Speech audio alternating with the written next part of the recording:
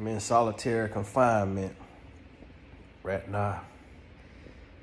I might get my little time on the yard, but I can't really get me no time on the yard right now because my boys out there, my two sons in the pool. Well, you know what? I think one of them just hurt his foot, so they might be out.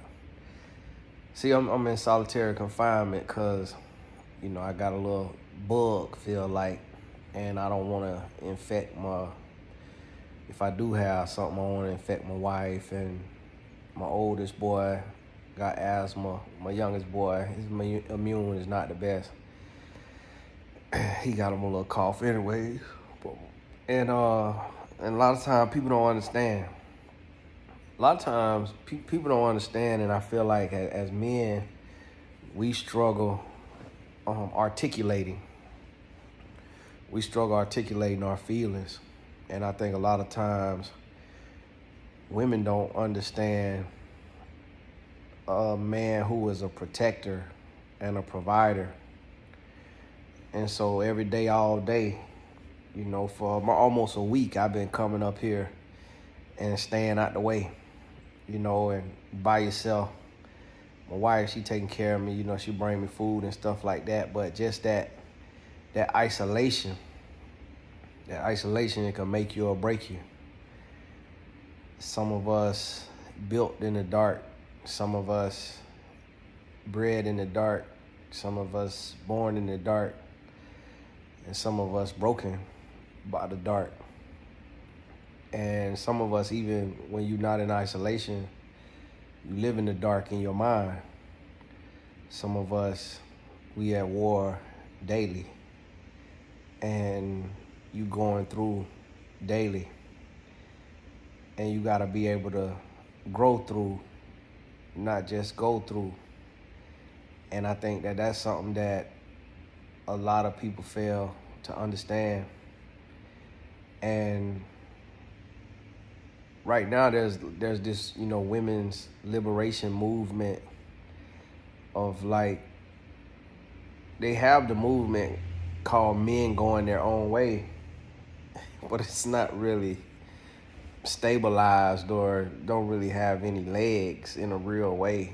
There's no funding. But when you look at it without a title, there's a Women Going Their Own Way movement. And I think it's good, you know, for the single women who are in that season of self-love. It can be very dangerous for married women and women who engaged, because you have to be careful that you don't clip the scrotum of your man or get to a place to where you make your man feel that he's worthless or that he's not needed. And I'm seeing this kind of happen. And a lot of people don't understand the spiritual side of the separation of man and woman, and that it's the adversary's goal to make men go their own way and to make women go their own way. Because if we going in separate ways, then we're going nowhere together. And if we're not going anywhere together, we're not accomplishing half of what could be accomplished if we were together, if we were on the same page. And so in liberation, you have to be careful that it's not separation, meaning that you are independent but able to be interdependent, meaning that a woman can appreciate and respect the value of a man, and a man can appreciate and respect the value of a woman, and that we understand that we both bring unique gifts and skills to the table. And I think a lot of times, you know, we don't value each other. And as I'm sitting up here, I'm like, man, you know, it's almost innate that I feel the need to be selfless instead of being in my comfort zone, instead of being in the pool, instead of saying, hey, you know, if I got a little bug or whatever, they'll be all right. You know, instead of being in my house all day and being around my family, you know, to separate myself and to go into this place to where it's just me and my thoughts. and then got to be kind of served hand and foot almost, like got to be leaning on my wife and asking my wife, hey, bring me this, bring me that. So I won't be in the house, coughing or breathing or spreading germs. And that's also a space of vulnerability. But, I get to appreciate my wife, and but at the same time still got to grind, still got to work, still got to answer messages and send out emails and shoot videos and keep the engine warm. Still got to grind, still got to work.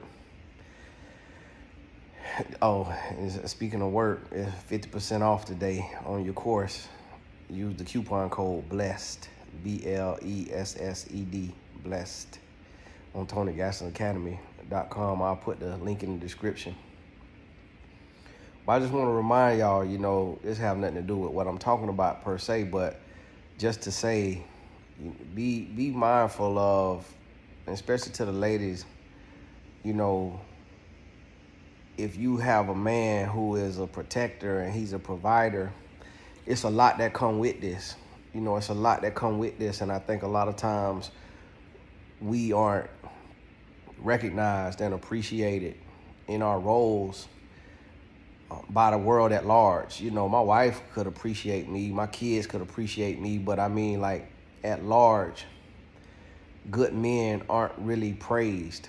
Good men who trying to be their best and do their best aren't really, we don't have commercials. We don't necessarily have commercials. There's no black male funding. There's no, it ain't grants and stuff like that we see for us. And yeah, we don't need to be pat on the back per se every day for doing what we doing, but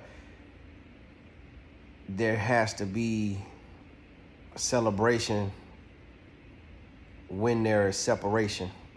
Meaning when you see so many men going the wrong way and doing the wrong thing, that we got to take the time to appreciate and respect and celebrate the men who trying to do the right things, who trying to grow and trying to change. And none of us are perfect. We all flawed, including myself especially, flawed and trying to grow and trying to change. And it's a lot of spiritual warfare that come with the position of being the head of the household, because the mantle is placed on us by God. No man woke up and said, hey, let me be the head of the household. Hey, let me be the head where the oil flows from, where the anointing is bestowed upon the family. And when you look at, what Jacob did and how he had to bless everybody, the crown is heavy when the blessings flow through you and from you. It's totally different. And some women may experience this, but as a man, when I see in my family and I see being the one, and I wrote about that on my stories on Instagram the other day about being the one that changed the family tree. That's not easy. It's heavy when you the one that everybody come to. You the one that everybody need, but when you need somebody, it's really not much you or many people you could go to. And that ain't easy. And I think a lot of times we don't recognize that in men or women. And we don't see it. And so whether it's a man or a woman, I'm a man, so I'm speaking from my perspective on this, but recognize the one, in your family if you're not that person. And if you're that person, love yourself and set your boundaries and take care of yourself. And that's one thing I'm realizing too, is like, Tony, you're doing for everybody else, you got to do for you. Like a lot of times I won't even shop for myself. I just shop for other people. you know, my wife and my kids and just random friends and family. And I'm like, you know, I'm sacrificing. You know, I'm working in the wee hours of the night. I'm working through sickness and through better or worse. Tony, you got to treat you. So sometimes when y'all see me out and I'm in another state at a boxing match, that's me loving me. That's me treating me. That's me taking care of me. And because I take care of everybody else. And a lot of times that's not seen, it's not appreciated, it's not, you know, recognized by the friends and family that you might be taking care of. And people will see and they'll just, you know, they'll have their hand out and they'll need and or watch or be jealous or whatever it may be. Might hate, might have stuff to say, but may not understand everything that come with that. So I want to share that because if you're not in a position, you may be in that position one day. And then you're going to remember this message and remember the importance of, you know, self-love, boundaries, being able to say no, and being able to keep going even if you don't feel appreciated, you know, or respected at times. And being a father, you know, we get Father's Day. My sons will write me a card and stuff, and that means something. And I'll probably give my wife a gift on Father's Day for holding things together when I'm on the road, which I know people don't like that, but I probably won't do that, but you get what I'm saying. But even like that, it's like on Father's Day, I'm literally thinking of gifts I could give my wife. And I think a lot of times people don't think about that when people are providers and protectors, that we always think about other people, that we think about others before we think about ourselves. And I guess that's how Jesus was. You know, that's how Jesus is, that's how Jesus lived. And maybe that's where it comes from. And maybe that's why the blessings abound. Maybe that's why the blessings flow. Maybe that's why God never let our cup run empty, in a sense of not getting sick, but just like meeting our needs day after day. Maybe that's why God does it. And so in all this I say, I am very grateful for the mantle and grateful for the call. It don't make it easy, but I'm grateful for it. But I say to those who you go into that position, male or female, or you in that position, understand what come with it. You know, understand what come with it.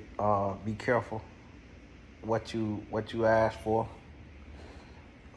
Be careful what you wish for, and pray that it don't come before you ready to receive it,